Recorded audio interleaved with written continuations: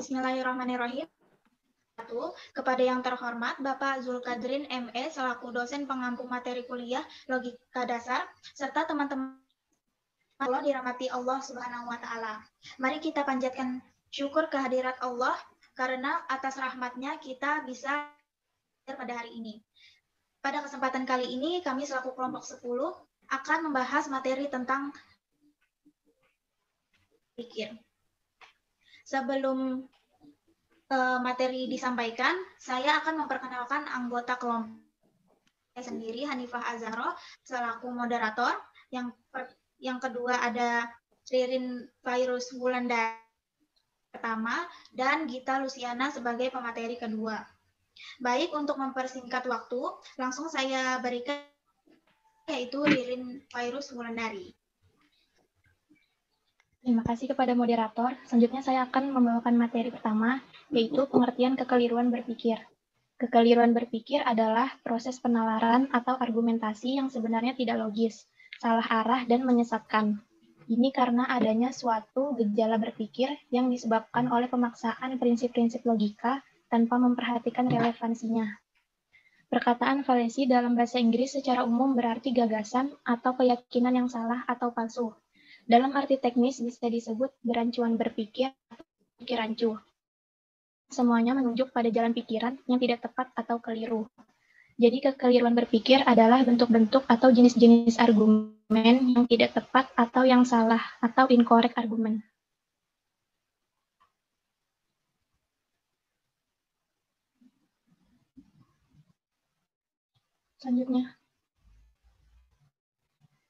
Selanjutnya ada macam-macam kekeliruan berpikir.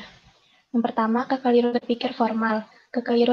Kekeliruan formal adalah bentuk-bentuk jalan pikiran yang keliru yang memperlihatkan bentuk-bentuk argumen yang valid.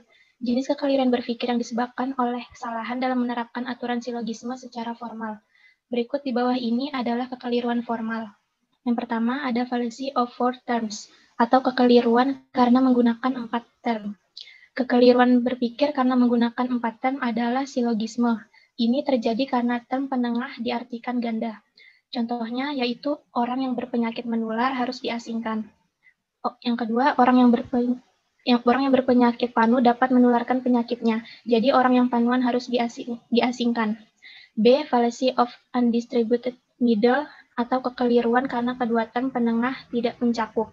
Kekeliruan berpikir karena tidak satupun dari kedua term penengah mencakup. Contohnya yaitu para perokok aktif akan mengalami penyakit paru-paru. Fahri mengalami penyakit paru-paru. Jadi Fahri adalah perokok aktif.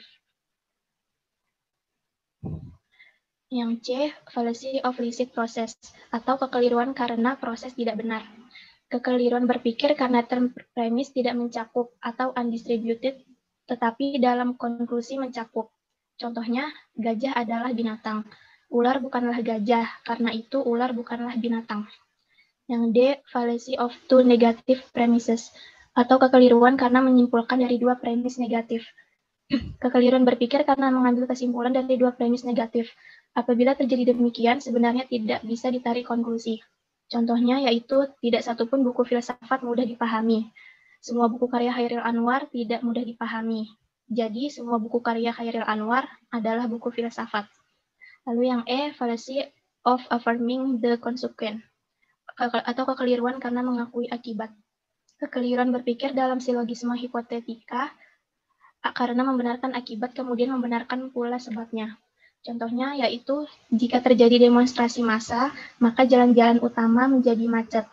Sekarang jalan-jalan utama macet, berarti sedang terjadi demonstrasi massa. Yang kedua, ada kekeliruan berpikir informal. Kekeliruan informal sering disebut kekeliruan material. Kekeliruan ini berhubungan dengan isi penalaran. Pada kerancuan informal tidak terjadi pelanggaran terhadap aturan-aturan formal dalam berargumen. Sekurang-kurangnya tidak terjadi pelanggaran secara langsung terhadap aturan-aturan formal. Meskipun demikian, kesimpulan yang diajukan atau ditarik sesungguhnya tidak mendapat dukungan premis-premis yang diajukan dalam argumen yang bersangkutan. Berikut di bawah ini adalah kekeliruan informal.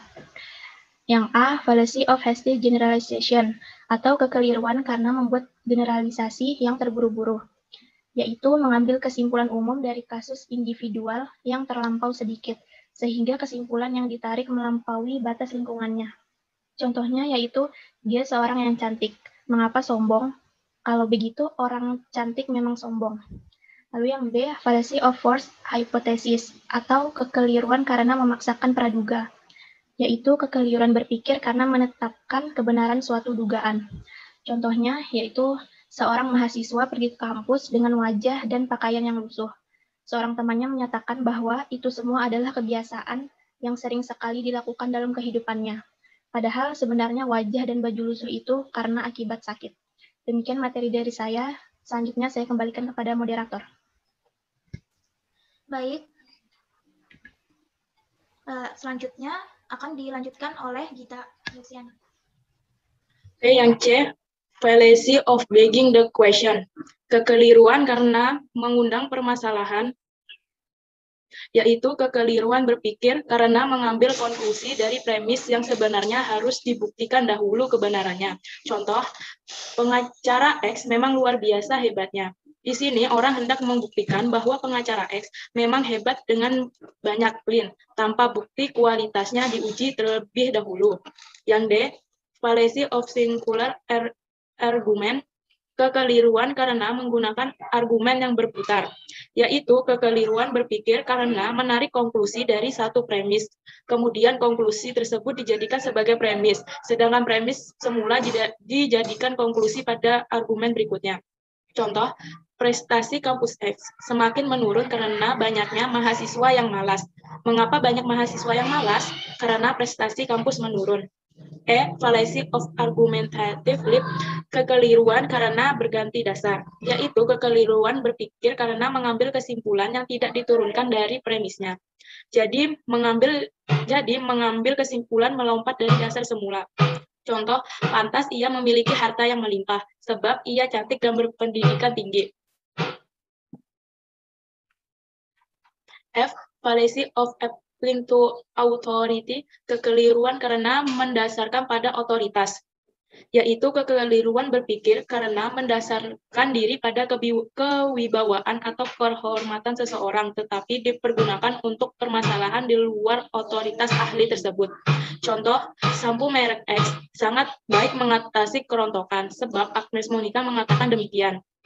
Agnes Monica adalah seorang penyanyi. Ia tidak mempunyai otoritas untuk menilai baik tidaknya sampo sebab ia adalah penyanyi, bukan pakar kesehatan rambut. G, fallacy of appealing to force, kekeliruan karena mendasarkan diri pada kekuasaan, yaitu kekeliruan berpikir karena berargumen dengan kekuasaan yang dimiliki, seperti menolak pendapat argumen seseorang dengan menyatakan seperti ini. Contoh, kamu masih saja membantah dan tidak terima dengan pendapatku. Kamu itu siapa dan sejak kapan kamu duduk sebagai anggota dewan? Aku ini lebih lama daripada kamu. H, fallacy of abusing, kekeliruan karena menyerang pribadi, yaitu kekeliruan berpikir karena menolak argumen yang dikemukakan seseorang dengan menyerang pribadinya. Contoh, jangan dengarkan pendapatnya Tuan X karena ia pernah masuk penjara. Yang ketiga, kekeliruan karena penggunaan bahasa. Kekeliruan karena penggunaan bahasa ini biasanya terdapat kata-kata, frase-frase, atau kalimat-kalimat yang dipakai untuk mengekspresikan pikiran. Hal ini menyebabkan lawan bicara, pendengar, atau bahkan diri kita sendiri menjadi salah paham, atau bahkan membuat emosi seseorang berubah seketika. Kekeliruan ini terbagi menjadi 5 macam, yaitu A, kekeliruan karena komposisi, fallacy of composition, yaitu kekeliruan berpikir karena menetapkan sifat yang ada pada bagian untuk menjadi sifat keseluruhannya. Contoh, mur ini sangat ringan, karena itu mesinnya tentu sangat ringan. Baju ini sangat cantik, pasti yang menggunakannya wanita cantik. Yang B, kekeliruan karena dalam pembagian fallacy of division, yaitu kekeliruan berpikir karena menetapkan sifat yang ada pada keseluruhannya. Maka demikian juga setiap bagiannya. Contoh, perumahan ini dibangun di atas tanah yang luas. Pasti kamar mandi yang ada di setiap rumahnya juga luas. Sumber daya alam yang ada di negara ini sangat kaya, maka rakyatnya juga pasti kaya raya. Yang C, kekeliruan karena tekanan, fallacy of assent, yaitu kekeliruan berpikir yang disebabkan karena kekeliru dalam memberikan penekanan kalimat pada sebuah pengucapan. Contoh, ibu, ayah sudah pergi. Yang hendak dimaksud adalah ibu dan adalah ibu dan ayah si pembicara sedang pergi. Tetapi karena ada penekanan pada kata ibu, maknanya menjadi pemberitahuan pada ibu bahwa ayah baru saja pergi. D. Kekeliruan karena amfiboli. Fallacy of amfiboli, yaitu kekeliruan karena menggunakan susunan kalimat argumentasi yang dapat menimbulkan beragam penafsiran multitafsir. Contoh, seorang anak muda datang kepada seorang peramal. Apakah judi yang pertama kali ia ikuti nanti malam akan menang atau kalah? Ia mendapat jawaban, Anda akan mendapat pengalaman yang bagus. Atas jawaban ini, ia sangat puas dan menyimpulkan ia akan menang dalam perjudian. Ternyata ia kalah. Waktu ia kembali ke tempat tukang ramal dan menanyakan mengapa ramalannya meleset, tukang ramal itu menjawab, saya benar, sebab dengan kekalahan ini Anda mendapat pengalaman yang bagus, bahwa judi itu membawa penderitaan. Selanjutnya saya serahkan kepada moderator.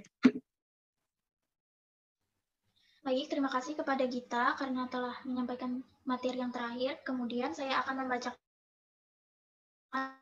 kekeliruan berpikir adalah proses penalaran atau argumentasi yang sebenarnya tidak logis, salah arah, dan menyesatkan. Suatu gejala berpikir yang disebabkan oleh pemaksaan prinsip-prinsip logika tanpa memperhatikan relevansinya. Dalam ilmu logika, terbagi menjadi 3, yaitu kekeliruan formal, informal, dan kekeliruan karena penggunaan bahasa. Yang saya bacakan di atas, berakhirlah presentasi materi pada hari ini. Jika ada sesuatu yang masih kurang dipahami, bisa ditanyakan melalui grup WhatsApp. Kurang lebihnya mohon maaf. Kami selaku mengucapkan terima kasih atas perhatiannya. Wassalamualaikum warahmatullahi wabarakatuh.